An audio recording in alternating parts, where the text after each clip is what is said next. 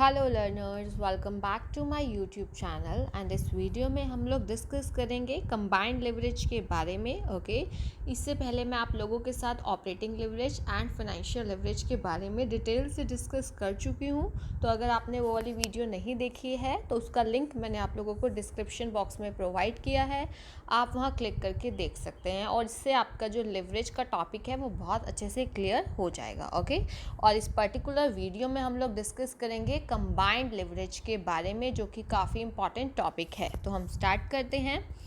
तो देखो, combined leverage, इसका इंट्रोडक्शन समझते हैं हम पहले। कंबाइंड क्या होता है कोई चीज़। देखो, हमने पहले ऑपरेटिंग लिवरेज पढ़ा, फिर हमने फाइनेंशियल लिवरेज पढ़ा। उन दोनों को जब हम मल्टीप्लाई करते हैं तो हमारा कंबाइंड लिवरेज आता है। ये आपको मैंने एक फॉर्मूला बताया इसका।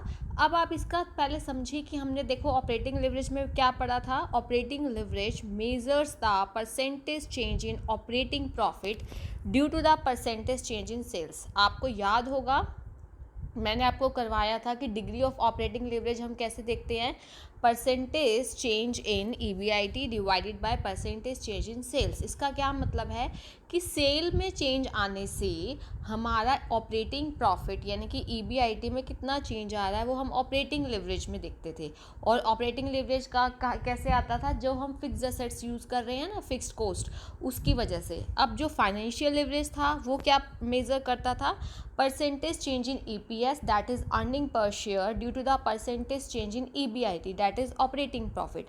ठीक है, हमने फाइनेंशियल लिवरेज में क्या पढ़ा था, वो रिलेशनशिप दिखाता है अर्निंग पर शेयर और EBIT that is operating profit में। ठीक है, अब फाइनेंशियल लिवरेज किसकी वजह से आता था, fixed cost bearing sources of finance like interest on debentures, preference dividend on preference shares, ये सब की वजह से। तो जब हम इन दोनों लिवरेज को मल्टीप्लाई करेंगे, मैं अभी आपको कंबाइंड लिवरेज का फॉर्मूला भी बताऊंगी कि कैसे डिराइव हुआ, तो आपको बहुत अच्छे से क्लियर हो जाएगा कि कंबाइंड लिवरेज कैसे बना है। ठीक है, तो जो कंबाइंड लिवरेज है वो शो करता है percentage change in EPS due to the percentage change in sales. यानी कि ये कंबाइन हो गया, किस में चेंज देख रहे हैं, EPS earning per share due to the percentage change in sales. मतलब क्या देखने के बाद, परसेंटेज चेंज इन सेल्स। और आप लोगों को एक चीज़ पता होनी चाहिए, पहले मैं आपको इसका एक फॉर्मूला दिखाती हूँ फिर आपको क्लियर होगा।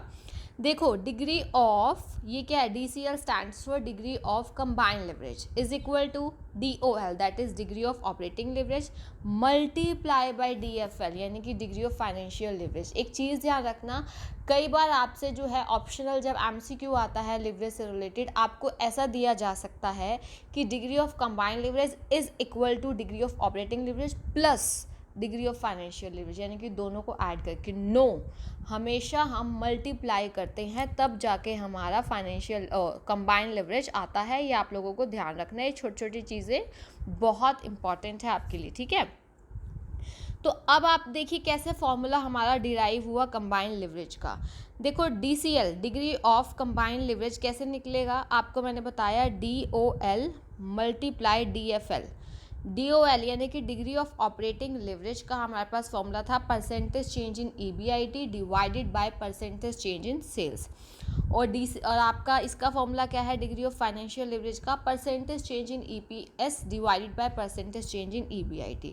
अब आप दोनों को मल्टीप्लाई करते हो तो ये इससे कट ऑफ हो जाता है, तो आपके पास क्या बचता है न्यूमरेटर में, परसेंटेज चेंज इन EPS, ठीक है, यहाँ EPS कर लीजिए, divided by percentage change in sales. तो ये हमारा डिग्री ऑफ कंबाइंड लिवरेज का क्या है, फॉर्मूला है। ठीक है, अब एक और हमने ऑल्टरनेटिव फॉर्मूला पढ़ा था हमारा कि सीधा आपने जैसे आपने पढ़ा था operating leverage, contribution divided by EBIT, याद होगा मैंने आपको ऑपरेटिंग लिवरेज में बताया था।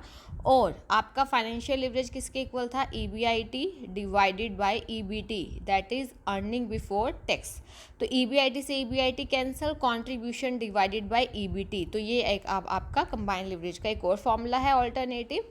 और ध्यान रखना, अर्निंग EBT का मतलब यहाँ पे क्या है, अर्निंग बिफोर टैक्स। ठीक है, तो ये आपके फॉर्मूला वेरी वेरी इंपॉर्टेंट है, एग्जाम पॉइंट ऑफ व्यू से आपको पता होना चाहिए। ऑपरेटिंग लिवरेज के भी जो अल्टरनेटिव फॉर्मूलाज है, फाइनेंशियल लिवरेज के भी और कंबाइंड लिवरेज के भी। ओके, अब मैं आप लोगों को एक चीज़ बताना चाहती हूँ, ये हमने वैसे पहले डिस्कस किया है कि ये कैसे इसका आप निकालते हैं।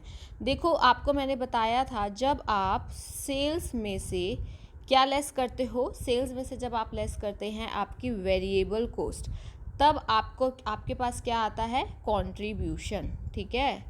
और कंट्रीब्यूशन में से जब आप लेस करते हैं फिक्स्ड कॉस्ट, तब आपके पास EBIT आता है। EBIT stands for operating profit.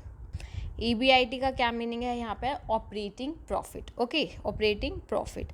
अब देखो, जब हमारे पास EBIT आ जाता है, that is earning before interest and tax, तब हम उसमें से लेस करते हैं इंटरेस्ट ऑन डिबेंचर्स वगैरह, ये ठीक है। फिर उसके बाद आता है हमारा EBT, that is earning before tax.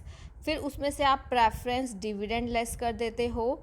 फिर आपके पास जो आता है, प्रेफरेंस डिविडेंड आपने लेस कर दिया, तो आपके पास अब क्या आ जाएगी, अर्निंग आफ्टर टैक्स। उसमें से जब आप क्या लेस कर देते, सॉरी, अर्निंग आफ्टर टैक्स नहीं, यहाँ पे आएगा आपका, यहाँ पे आपका पहले अर्निंग बिफोर टैक्स में टैक्स लेस होगा, ठीक है। टैक्स लेस करने के बाद आपके पास अर्निंग आफ्टर टैक्स आएगी। फिर उसमें से आप अगर प्रेफरेंस डिविडेंड है तो वो लेस करेंगे, और फिर आपके पास आएगा earning available for equity shareholder या नेट अर्निंग। और जब उसको आप नंबर ऑफ इक्विटी शेयर से डिवाइड करते हैं, then you will get EPS। देखो, मैं आपको दोबारा से बता देती हूँ। फर्स्ट ऑफ ऑल, सेल्स में से आप वेरिएबल कॉस्ट लेस कर देते हैं, कंट्रीब्यूशन आता है, फिर उसमें से फिक्स्ड कॉस्ट लेस करते हैं, then you will get EBIT, that is earning before interest and tax, या फिर जिसको हम ऑपरेटिंग प्रॉफिट बोलते हैं। अब हमारे पास जो ऑपरेटिंग प्रॉफिट आया है उसमें से इंटरेस्ट लेस करेंगे, तो आपके पास आ जाएगी EBT, यानी कि अर्निंग बिफोर टैक्स, क्योंकि इंटरेस्ट तो लेस कर चुके हैं। अब उसमें से टैक्स लेस कर देंगे पहले, क्योंकि टैक्स लेस करने के बाद ही हम क्या करते हैं, ये डिविडेंड वगैरह क्या करते हैं, लगाते हैं, ठीक है। टैक्स लेस कर दिया। अब अर्निंग आफ्टर टैक्स, तो प्रेफरेंस डिविडेंड लेस करोगे, फिर जो बचेगी earning, that will be available for equity share holders, और उसमें से लेस कर दे, उसको आप डिवाइड कर देंगे नंबर ऑफ इक्विटी शेयर से, तो आपका EPS आ जाएगा, ठीक है। अब हम जो बात कर रहे थे कंबाइंड लिवरेज की, मैंने आपको जैसा बताया था कि operating leverage multiply by financial leverage करके you will get combined leverage. जो ऑपरेटिंग लिवरेज होता है वो क्या एक्सप्लेन करता है, डिग्री ऑफ ऑपरेटिंग रिस्क। मैंने आपको बताया था लिवरेज से रिस्क भी जुड़ा होता है, ऑपरेटिंग लिवरेज से जुड़ा हुआ है ऑपरेटिंग रिस्क, जिसको हम लोग बिजनेस रिस्क भी बोलते हैं। इसका मतलब क्या होता है, inability of the firm to recover fixed operating cost, कि एक फर्म अपनी फिक्स्ड ऑपरेटिंग कॉस्ट को भी क्या कवर नहीं कर पाती है। और फाइनेंशियल लिवरेज किससे जुड़ा हुआ है, फाइनेंशियल रिस्क से, जिसमें हम अपने fixed financial charges like interest वगैरह ये सब पे नहीं कर पाते, ठीक है। और तो दोनों लिवरेज ऑपरेटिंग और फाइनेंशियल क्लॉजेज रिलेटेड हैं, और जब दोनों लिवरेज को हम कंबाइन करते हैं तो टोटल लिवरेज और टोटल रिस्क शो होता है, ठीक है।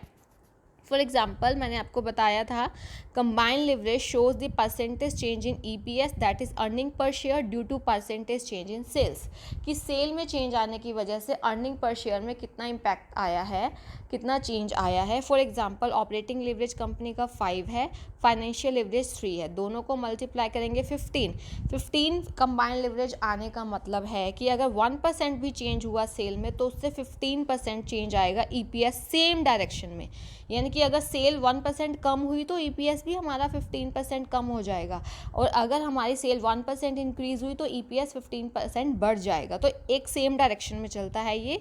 Due to the operation of combined leverage the percentage change in EPS is more than the percentage change in sales, यानी कि जितना आपका सेल में चेंज आएगा ना, परसेंटेज चेंज इन EPS उससे ज़्यादा होगा। ये हमने पहले भी डिस्कस किया है।